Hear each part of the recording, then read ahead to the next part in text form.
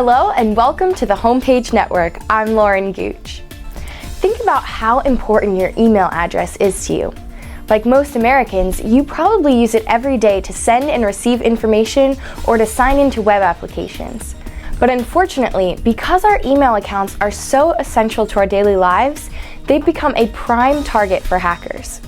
A hacked email account could lead to very serious problems such as identity theft and other privacy intrusions, which could affect your finances and your reputation. Today, Homepage correspondent Rhonda Pearson sat down with Pete Borgerman, Director of Information Security at Citizens and Northern Bank, to talk about email account security and what you should do if your account is compromised. Pete, how vulnerable is my email account in a cyber attack? Well, when you think about it, a lot of Americans use email every day, and that email contains a lot of personal and private information. And so if somebody was to get a hold of that information, they could have information about your finances, your bank accounts, if you're resetting passwords on different websites, all that information is now there. So it's very, very important to keep that email account private and keep it secure. How do you know if someone has control of your email account? Well, one of the first things that I would look for is to see if you're getting some email bounce backs. So if it looks like that you sent an email to somebody and it bounced back like an incorrect address, that's usually the biggest giveaway.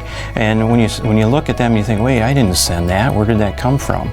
That's usually the giveaway. Another thing is if a friend of yours or a colleague gives you a call and says, why are you sending me these strange emails all of a sudden? And then that kind of triggers some thoughts as well and makes you look at your email. And those are the two biggest ones. Or if you try to log in and your password doesn't work, that's an obvious one. Then there's a good indication there that your account has been hacked. Thanks, Pete. When we come back, we're going to find out what you should do when your email account gets hacked. Stay with us. The kitchen is spacious and the cabinets are high quality. I love this. Isn't this great? Yeah. And just imagine this as your master suite. It's perfect. Can you get off the phone for 2 seconds? Don't you like this house? This is really important. I love it too. And I just submitted our mortgage application. Member FDIC, an equal housing lender. Welcome back, and thank you for supporting our Homepage family of advertisers. Pete, how do I take back control of my email account once it's been hacked? Well, the first thing I'd recommend you do is you change your password right away. And most accounts have security questions as well, and I would go through and set up new answers to those security questions. That would be the first thing. The next step I would do is actually do a scan on your PC to see if you have any malware or viruses on your PC. The very next step I would do is actually go into your sent items and take a look at that and see if there's emails that have been sent out that you're not aware of.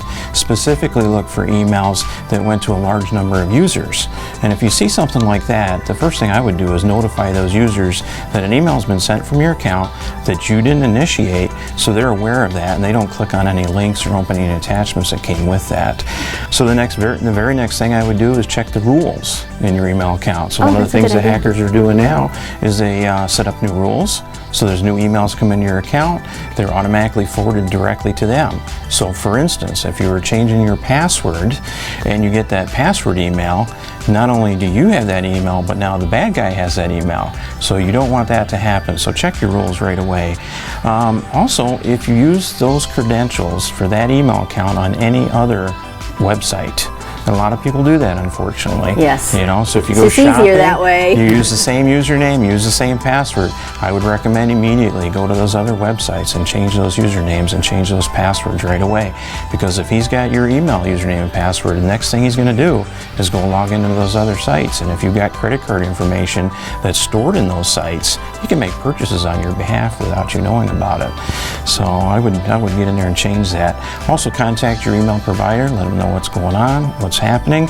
They may have suggestions for you as well as what to do with your account. There could be new security features that you're not aware of, and they will guide you through the steps of setting those things up and getting it all configured for you.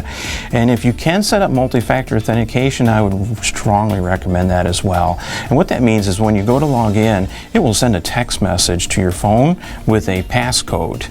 And then as you log in, you write in the passcode and then you're in and you're safe. Well, a hacker, if he's in a different country trying to do that, that's not going to work for him, so that stops him right there. So those are some of the things that I would recommend to kind of get back control of your email account. Thank you, Pete, for being here today, and thank you so much for all this information. You're welcome. It's very easy to take the security of our email accounts for granted, but by knowing how to recognize the signs of a cyber attack and how to regain control of your account, you might be able to reduce the risk of potential losses if your account is compromised. For more security tips, visit the CNN library at cnbankpa.com. Thank you for joining us today on the Homepage Network. Have a great day. Thank you.